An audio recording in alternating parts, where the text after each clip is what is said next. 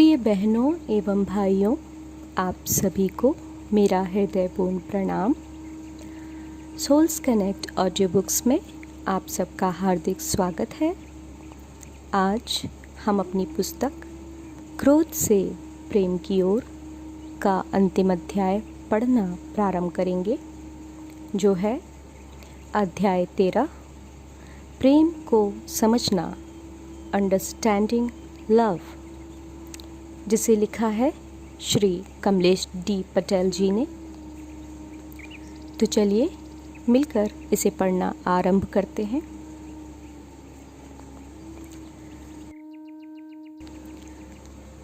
मुझ से हम और हम से तुम तक, from me to we to thou. इस किताब की शुरुआत में हमने इस बारे में बात की थी कि हम में से अधिकांश लोग क्रोध को लेकर संघर्ष करते हैं। मैं यह भी कहूँगा कि अधिकांश लोग प्रेम को लेकर भी संघर्ष करते हैं, चाहे यह प्रेम जीवन साथी, बच्चों, मित्रों, अनजान लोगों, आध्यात्मिक गुरु या ईश्वर के प्रति ही क्यों न हो। हमारी इस यात्रा में हमेशा ही कई अप्रत्याशित घुमाव व मोड़ आते हैं। यह ठीक वैसा ही है जैसा शेक्सपियर के अ मिडसमर नाइट्स ड्रीम में लिसेंडर कहता है, सच्चे प्रेम का मार्ग कभी निर्विघ्न नहीं रहा है। ऐसा क्यों है? इसका कारण यह है कि सच्चे प्रेम में हम अपनी व्यक्तिगत पहचान खो देते हैं और स्वयं प्रेम बन जाते हैं। हमारी अपनी व्यक्तिगत आवश्यकताएं और इच्छाएं उस तत्व में समाहित हो जाती हैं जो हमारे व्यक्तिगत मैं से कहीं अधिक श्रेष्ठ है। इस प्रक्रिया में पहले हम मैं पर वरीयता ले लेता है और बाद में तुम हम पर वरीयता ले लेता है। हर संस्कृति में सच्चे प्रेम की अनेक कहानियाँ हैं। जब प्रेमी स्वयं को पूर्णतया अपने प्रियतम को समर्पित कर देते हैं, तब हमेशा प्रेम की विजय होती है। यह उन्हें आगे कहाँ ले जाता है? अमेरिकन लेखक ओ हेनरी की एक सुंदर कहानी है, द गिफ्ट ऑफ द मज़ाई। इस कहानी के पात्र जिम और डेला अत्यंत निर्धन हैं और वे एक दूसरे से बहुत प्रेम करते हैं। दोनों के पास एक एक बहुमूल्य चीज़ है, डेला के सुंदर लंबे बाल और जिम की सोने की घड़ी। एक बार क्रिसमस के अवसर पर वे दोनों एक दूसरे को बताए बिना अपनी उन बहुमूल्य वस्तुओं को बेचने का निर्णय लेते हैं, जिससे वे एक दूसरे के लिए उपहार खरीद सकें। डेला अपने बाल काट कर बेच देती है, जिससे वह जिम की सोने की घड़ी के लिए एक चेन खरीद सके, और जिम अपनी सोने की घड़ी बेच देता है, जिससे वह डेला के सुंदर लंबे बालों के लिए सुंदर कंघियाँ खरीद सके।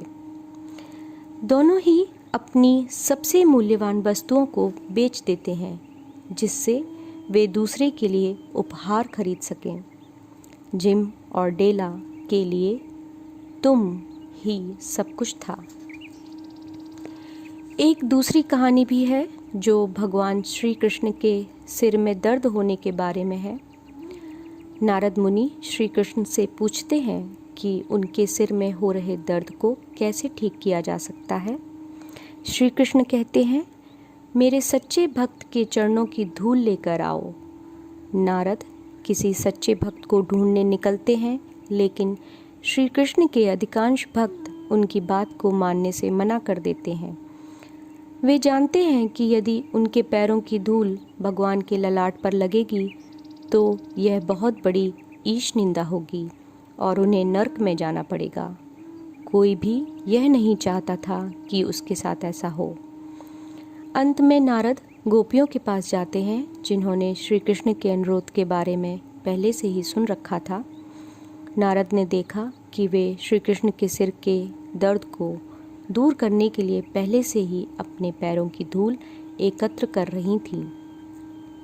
उन्होंने पूछा, क्या आप लोगों को डर नहीं लगता कि इससे आपको नरक में जाना पड़ सकता है?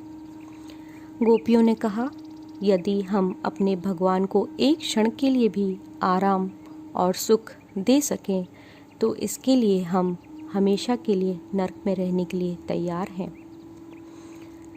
उनका प्रेम ऐसा ही था, यहाँ भी केवल तुम था।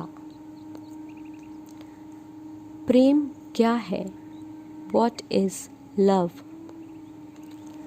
जैसे क्रोध ऊर्जा युक्त सूक्ष्म शरीर में उत्पन्न होता है और फिर भौतिक शरीर को प्रभावित करता है, उसी तरह प्रेम भौतिक शरीर के परे हमारे अस्तित्व की आंतरिक गहराइयों में उत्पन्न होता है।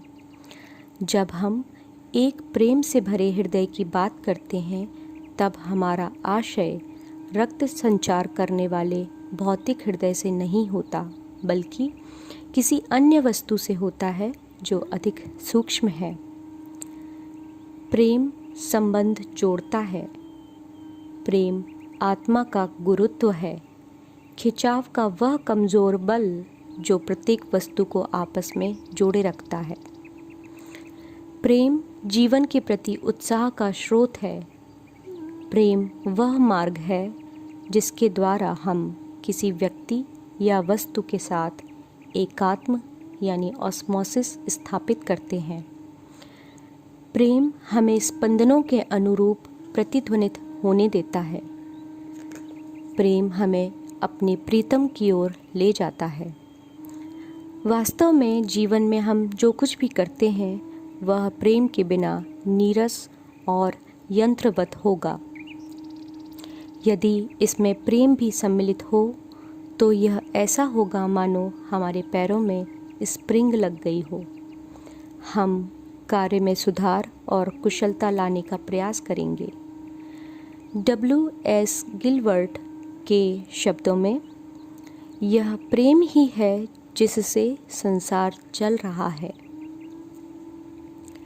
मेरे प्रथम गुरु बाबूजी प्रेम के बारे में लिखते हैं,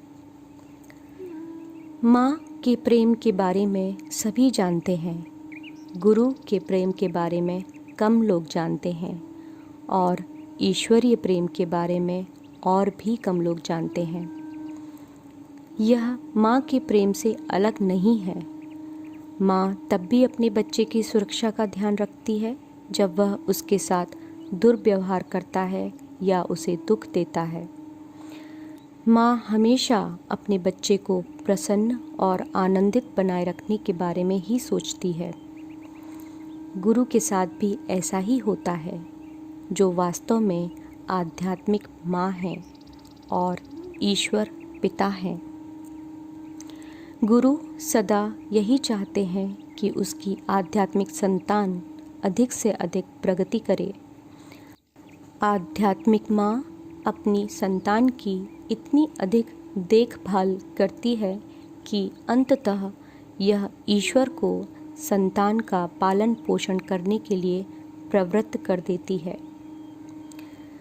इस संसार में मातृ प्रेम से बड़ा प्रेम का कोई अन्य उदाहरण नहीं है। आप प्रश्न कर सकते हैं, माँ की तुलना गुरु से कैसे की जा सकती है? जिस प्रकार माँ अपने गर्भ में एक नियत अवधि के लिए बच्चे का विकास करती है, गुरु भी हमारे लिए वैसा ही करते हैं। उनके स्मृति क्षेत्र में आपका पालन होता है, उनकी ऊर्जा से आप पोषित होते हैं और उनकी वैचारिक तरंगों के बीच आपका विकास होता है। जब यह कार्य पूर्ण हो जाता है और आपको उनके विचारों के गर्भ में रखने की आवश्यकता नहीं रह जाती है, तब उनकी आध्यात्मिक संतान के रूप में आपका जन्म होता है। कहाँ? जन्म का स्थान दिव्य लोक है। फारसी में जन्म की इस प्रक्रिया को बैयत यानी दीक्षा कहते हैं और जिसे दीक्षित किया जाता है वह पूर्ण रूप से समर्पण कर चुका होता है। जब कोई व्यक्ति सच्चे अर्थों में संपूर्ण समर्पण कर चुका हो तब इस प्रक्रिया में मात्र 7 माह का समय लगता है।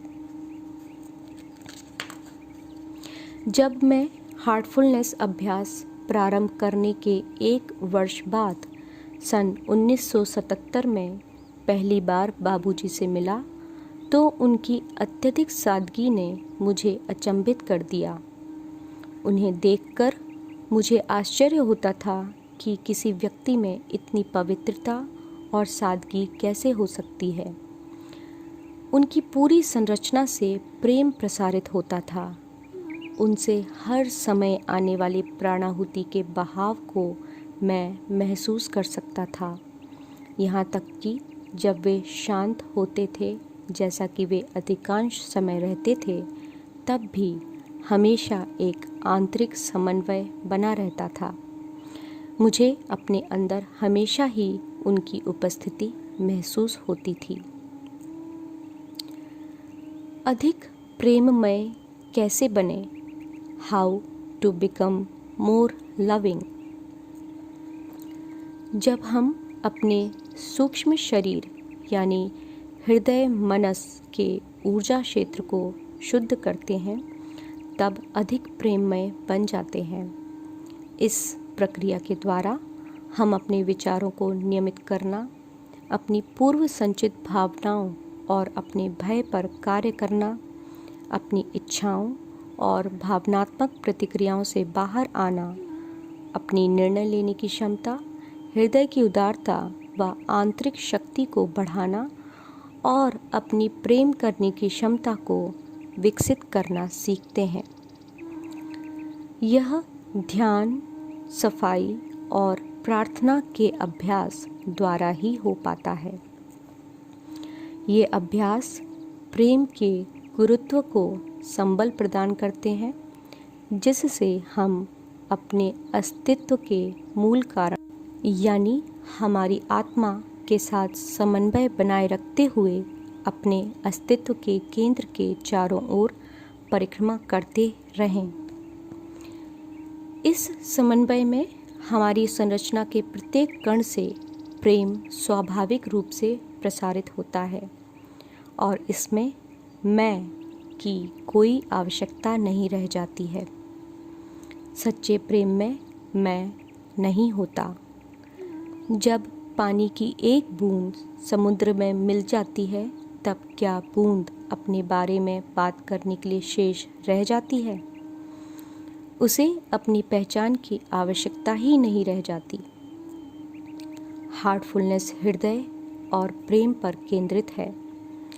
इसका प्रथम चरण हृदय को पवित्र और जागृत करना है, जिससे संपूर्ण सृष्टि के प्रति प्रेम का बहाव प्रारंभ हो सके। दूसरा चरण कदाचित अधिक महत्वपूर्ण है। अहंकार के विभिन्न स्वरूपों को धीरे धीरे बाहर निकालना, जिससे चेतना का विस्तार सृष्टि के अधिक से अधिक क्षेत्रों में और इसके बाहर तक हो सके। अंततः जो शेष बचता है वह है केंद्र और इसकी अभिव्यक्ति। इस प्रगति के बाद प्रेम के लक्षण प्रकट होने लगते हैं, जैसे समानुभूति, दयालुता, समझ, स्वीकृति, समर्पण, विनम्रता और सरलता। प्राणाहुति, ट्रांसमिशन। जब हम प्रेम के बारे में बात करते हैं तो हमें प्राणाहुति के बारे में भी बात करनी चाहिए, क्योंकि यह प्रेम का उपयोग ही है जो मानव के रूपांतरण के लिए किया जाता है। प्राणाहुति हमारे ऊर्जा क्षेत्र की आंतरिक जटिलताओं को बाहर निकालती है और आध्यात्मिक केंद्रों या चक्रों की सफाई कर उन्हें प्रकाशित करती है। यह प्राणाहुति ही है जो केंद्र की ओर हमारी यात्रा में आने वाले अवरोधों को दूर करती है। यह ध्यान को गतिशील बनाती है। यह मूल दिव्य सत्व है जो मार्गदर्शक के हृदय से जिज्ञासुओं के हृदय में बहकर आता है, ठीक वैसे ही जैसे माँ के प्रेम का बहाव स्वाभाविक रूप से अपने बच्चों के प्रति होता है। प्राणाहुति भौतिकी के नियमों से नहीं बंधी है। जिस क्षण हम प्राणाहुति का आह्वान करते हैं, इसका प्रवाह आरंभ हो जाता है और हम चाहें कहीं भी हों, यह उसी क्षण से हमें मिलने लगती है। इसके प्रभाव से हमारा ध्यान अंदर की ओर आने लगता है। हमारी पूरी संरचना में अत्यधिक स्थिरता आ जाती है, जिससे अव्यवस्था घटने लगती है। आत्मा वह केंद्र है जिस पर हमारे जीवन का चक्र घूमता है। नीचे दिए उदाहरण से आप इसे बेहतर ढंग से समझ सकेंगे। बगीचे में लगे एक सुंदर फूल की कल्पना करें। जब आप इसके पास से दौड़कर निकल जाते हैं, तब इसकी सुंदरता को नहीं देख पाते। यदि आप इसके पास से चलते हुए निकलते हैं, तब इसकी सुंदरता को अधिक अच्छे से देख पाते हैं। लेकिन जब आप इसके सामने खड़े हो जाते हैं, तब आप इसकी सुंदरता का और अधिक आनंद उठा पाते हैं। बहुत तेज गति से चलने पर आप बहुत कुछ खो देते हैं। कल्पना करें कि आपका मस्तिष्क किसी भी भौतिकीय संचार से अधिक गतिशील है। जब यह एक वस्तु से दूसरी वस्तु की ओर तेज गति से जाता है, तब आप अपने अंदर प्रफुल्लित हो रहे पवित्र पुष्प को नहीं देख पाते हैं। आप उस पुष्प के अस्तित्व से भी अनजान बने रहते हैं। यह पुष्प आत्मा है और प्राणाहुति आपको अपनी आंतरिक शांति की ओर इतनी गहराई से आकर्षित करती है कि आपका ध्यान उस पुष्प की ओर स्वतः ही खिंच जाता है। आप इसकी देखभाल किस प्रकार कर सकते हैं? ध्यान ही वह मार्ग है जिससे आप इतने प्रेम के साथ इसकी देखभाल कर सकते हैं कि यह प्रफुल्लित हो सके। ध्यान मनस को केंद्रित करता है और इसे शांतिपूर्ण बने रहने में सहायता करता है, जिससे यह उस पवित्र पुष्प की आंतरिक स्थिरता के अनुरूप बन सके। ध्यान में आप अपने मनस को उस आंतरिक स्थिरता व आत्मा के सत्व के अनुरूप बनाने का प्रयास करते हैं। यही साक्षात्कार का क्षण है। आपके समस्त शरीरों का अंतरतम में स्थित पवित्र पुष्प के साथ संपूर्ण अनुकंपन, जब आप अपनी संपूर्णता में होते हैं। प्राणाहुति प्रेम है, लेकिन यह प्रेम से परे है। अपनी आंतरिक यात्रा में हम केंद्र यानी शून्यता की ओर जाते हैं। उस समय हम केंद्र के साथ किस प्रकार तादात्म्य स्थापित कर सकते हैं, जब हमारे अंदर स्पंदन विद्यमान हो, भले ही ये प्रेम के स्पंदन हो। प्राणाहुति केंद्र से आती है और केंद्र को स्पर्श करती है, इसलिए इसे परम शून्यता का सत्व होना चाहिए। यह अवर्णनीय है। हम प्राणाहुति के प्रभाव को शरीर के शिथिलीकरण और मनस की स्थिरता के रूप में अनुभव करते हैं। भावनात्मक रूप में हम अपने भीतर एक संतुलित शून्य स्थिति की ओर बढ़ते हैं।